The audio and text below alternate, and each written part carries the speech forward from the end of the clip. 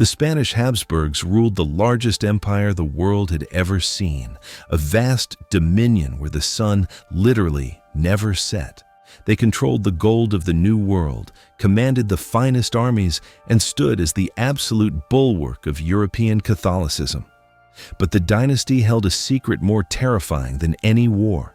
They were slowly, systematically poisoning themselves. The Habsburgs did not fall to foreign invaders or internal rebellion. They were destroyed by their own bloodline. Their dynasty was so obsessed with consolidating power through inbreeding that the final king, Charles II, was physically and mentally crippled, a man so genetically damaged that he was less an emperor and more a tragic biological experiment. The most profound secret of the Habsburg court is that the line of succession became a terrifying lottery of deformity, madness, and disease. The Habsburg jaw, the symbol of their imperial might, was, in reality, the visible, sickening mark of their genetic collapse. The greatest secret of the Spanish crown is that the gold they imported from the Americas was wasted on doctors and priests trying to cure a biological curse that the royal family itself had created over 2 centuries. Don't you dare look away. Watch this entire deep dive documentary and subscribe to this channel, and you will learn the one scientific truth that proves the final king of Spain had a higher inbreeding coefficient than a child born of brother and sister. The curse began not with a dark ritual, but with a terrifyingly simple calculation: the political necessity of marrying close relatives. The Habsburg dynasty was defined by 2 terrifying elements: absolute power and the refusal to share it. To keep their vast territories, Spain, Austria, the Netherlands, and the colonies united, the Habsburgs adopted a systematic strategy of endogamy, marrying within the same family. In the Spanish branch of the dynasty, 9 out of 11 marriages were between relatives as close as first cousins or uncle and niece. The parents of the final king, Charles II, were uncle and niece. This was not love. It was pure, cold, political mathematics designed to prevent any foreign influence or division of their empire. This practice led to what geneticists call the inbreeding coefficient, a measure of shared ancestry. Over 2 centuries, this coefficient skyrocketed. The bloodline was so tightly wound that by the generation of Charles II, his genetic makeup was equivalent to that of a child born from a direct brother-sister union. The result was not a man, but a devastating biological failure. This is the ultimate historical case study in the danger of absolute consolidation. The Habsburgs prove that when power becomes too centralized and too sacred to share, the internal cost can be catastrophic, a terrifying lesson in the limits of biology itself. But the most visible sign of this decay, the infamous Habsburg jaw, was merely the tip of the terrifying medical iceberg that plagued the family. The most famous symbol of Habsburg power was the Habsburg jaw, mandibular prognathism, a severely protruding lower jaw and tongue. This distinctive feature became a badge of honor, proof of the purity of their royal blood. It was, in fact, proof of their terminal genetic decay. The Habsburg jaw was so severe in Charles II that he struggled to speak clearly, often drooling, and had great difficulty chewing food. However, this visible deformity was compounded by dozens of hidden, lethal genetic flaws. Charles II suffered from macroglossia, enlarged tongue, testicular atrophy, and numerous debilitating conditions that today would be classified as multiple congenital defects. He was perpetually ill, weak, and intellectually disabled. The royal court, bound by absolute loyalty, was forced to maintain the illusion of divine strength while constantly tending to a physically collapsing king. Doctors and priests were brought in from all over Europe, not to cure him, but to perform agonizing, useless remedies and religious rituals, all to avoid admitting the terrifying, simple truth: the sickness was the bloodline itself. This situation illustrates the terrifying historical precedent of denying science for political image. The Habsburgs refused to acknowledge the obvious biological cause, preferring to label it a curse or divine test, a pattern of willful blindness we still see in modern governments today. But the most chilling consequence was the loss of the heir, a tragedy that led to a horrifying royal ritual of desperation. The consequences of inbreeding were often catastrophic long before Charles II.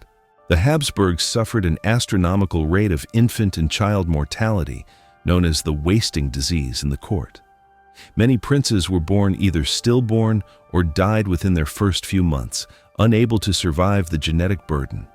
The most poignant tragedy involved Don Carlos, the son of Philip II. Don Carlos was born severely deformed, mentally unstable, and prone to sudden, violent fits of rage, believed to be the result of the intense inbreeding in his parentage. His own father, Philip II, was so terrified of his son's madness and political volatility that he had Don Carlos secretly imprisoned and removed from the succession.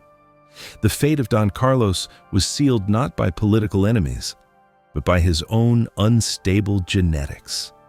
He died in confinement under mysterious circumstances, his official record erased. The Spanish crown preferred to erase the heir rather than admit the terrifying truth that their own blood had produced a monster. The story of Don Carlos is the ultimate historical example of eugenics in reverse. The Habsburgs were so desperate to maintain their blood purity that they systematically destroyed their own biological potential, proving that greed for power inevitably destroys the very thing it seeks to preserve. But the final terrifying breakdown of the king involved a secret ritual conducted by his priests, a final, desperate attempt to exorcise the curse that was actually genetics.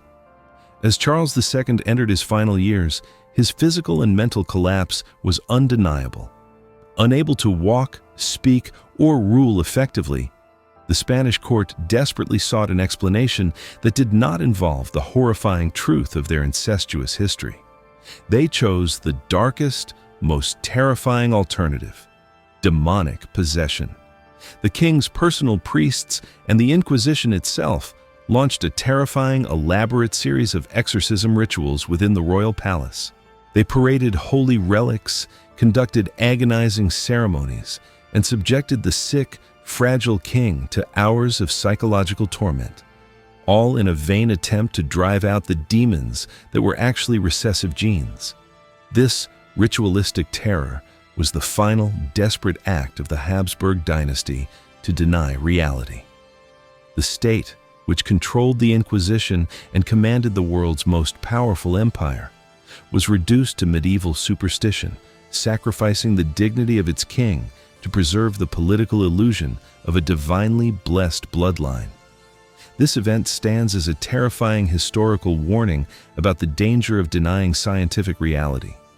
When a society chooses superstition over fact, even the highest power can be dragged into darkness, making the innocent, like the physically afflicted king, a victim of systemic, self-inflicted terror. We have traced the collapse of the bloodline, but the darkest secret of Charles II's death was his final act of self-condemnation, a bizarre, private ritual that he carried out moments before his end. The tragic suffering of Charles II was not merely confined to his face. His severe genetic burden manifested in almost every aspect of his physical form, turning the most powerful monarch on earth into a figure of public and private pity. According to contemporary accounts, Charles II was not only crippled by the massive Habsburg jaw, but he suffered from scoliosis, giving him a pronounced hunchback and making walking agonizingly difficult. He was often described as being so weak that he had to be carried even within the palace. His life, a constant cycle of fevers, digestive collapse, and agonizing joint pain. His immune system was so compromised that even minor illnesses became major threats. The court was forced into a bizarre ritual of perpetual pretense. Courtiers were commanded to address the king with absolute deference and majesty, even as they watched him struggle to chew his food or drool uncontrollably due to his severe prognathism. The illusion of divine right was maintained by a tragic charade.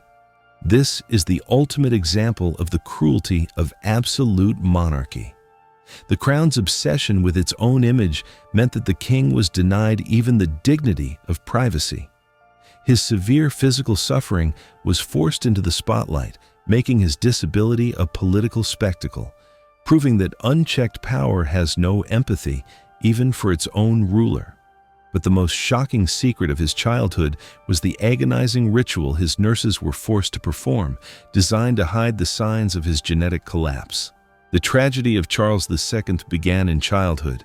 His nurses and attendants were sworn to absolute secrecy about his physical condition, yet they were forced to engage in horrifying, agonizing rituals designed to correct or conceal the king's congenital defects. As a baby, Charles II was so weak that he was not weaned until the age of 5, and he could not walk until he was nearly 8. To address his severe scoliosis and weak limbs, his nurses were reportedly forced to strap his legs and body into agonizing braces and splints for hours every day. This brutal, useless ritual was not about medical cure. It was about political optics, a desperate attempt to force the royal heir to appear physically fit. Furthermore, his severe facial deformity, the sagging, massive lower lip and jaw, was a continuous source of shame for the court. His nurses employed cosmetic techniques and painful manipulations to try and tuck his lower jaw inward, a process that surely caused the child king immense pain but offered no lasting medical solution. This reveals the terrifying pressure of dynastic purity. The needs of the state always outweighed the well-being of the individual, even when that individual was the divine ruler. The king's childhood was a sustained act of medical and psychological torture, executed by those who were supposed to care for him, all to preserve a political myth. But the true source of his terror was not his body, but the relentless scrutiny of the Inquisition, which believed his physical sickness was a result of witchcraft. The Spanish Inquisition, still a powerful force in the 17th century, provided the court with the terrifying narrative they desperately needed. The king's sickness was not due to inbreeding, but to witchcraft and maleficence. As the king's health rapidly declined, the Inquisition launched a massive secret investigation across Madrid and the royal provinces. Their goal was to find the sorcerer or witch who had supposedly placed a curse on the king. This led to a terrifying purge of innocent people, often poor women or minor court officials, who were arrested, tortured, and tried for black magic, all to provide a politically convenient explanation for the king's obvious genetic defects. The most infamous case involved a group of women who were accused of performing magic rituals involving spells and effigies to harm the king. The subsequent trials, conducted in absolute secrecy, were a grim echo of medieval terror, proving that the highest power in Spain preferred to burn witches than consult geneticists. This illustrates the ultimate danger of state-sponsored delusion. The king's genetic defects became a national security crisis, leading to the persecution of innocent people, a clear historical example of how fear and denial lead powerful regimes to create scapegoats instead of confronting uncomfortable truths. But the most shocking discovery made by doctors during his final years was the terrifying direct evidence of his genetic collapse, a secret anatomical fact that confirmed the end of the line. The death of Charles II in 1700 was not just the end of a king, it was the end of the entire Spanish Habsburg dynasty. The lack of an heir was the final devastating payment for 2 centuries of incest. Due to the political sensitivity of his demise, a formal autopsy was performed, the results of which were kept secret for decades. The official autopsy report, when finally revealed, painted a devastating picture of biological collapse. The king's heart was described as being the size of a peppercorn, his lungs were corroded, his intestines putrefied, and most critically, his testicle was described as being black as coal and atrophied. This was irrefutable anatomical proof of his infantilism and severe reproductive dysfunction. The physician's findings were a devastating political verdict. The king was not cursed. He was biologically incapable of fathering an heir.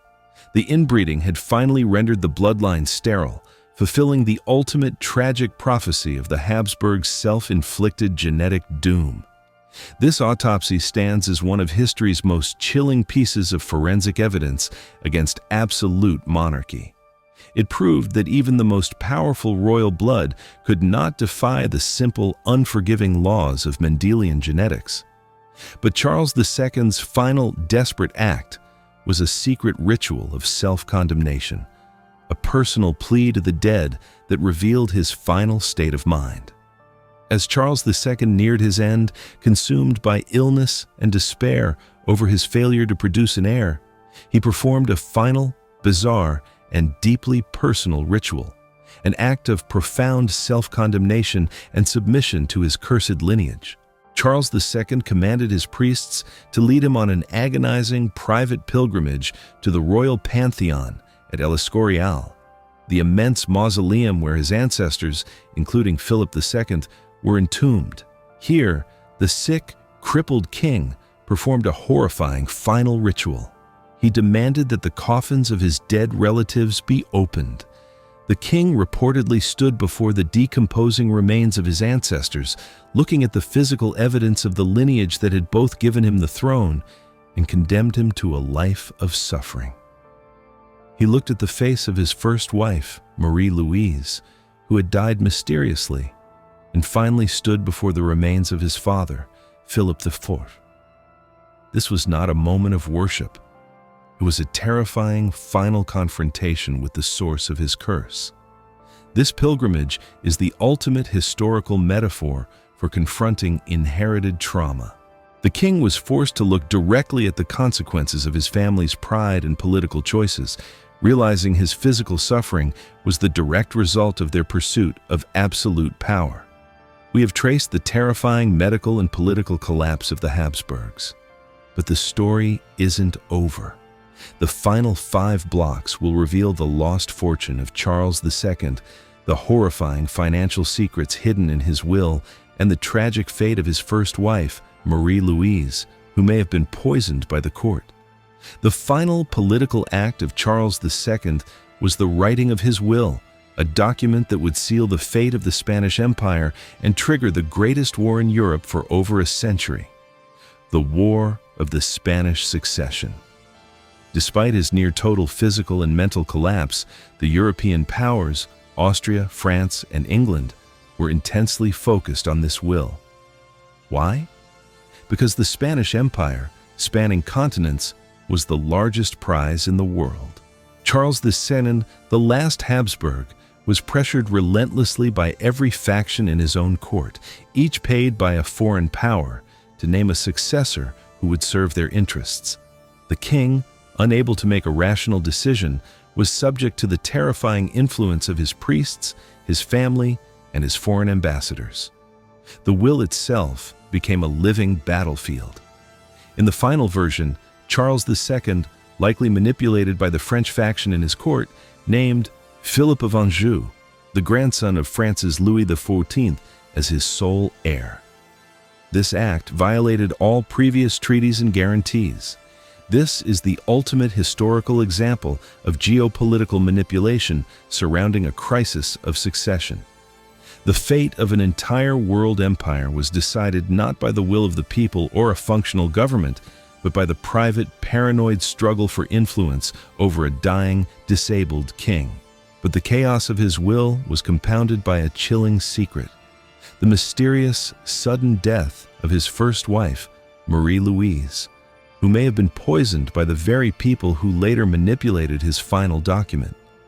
Before the final catastrophe, Charles II had 2 wives.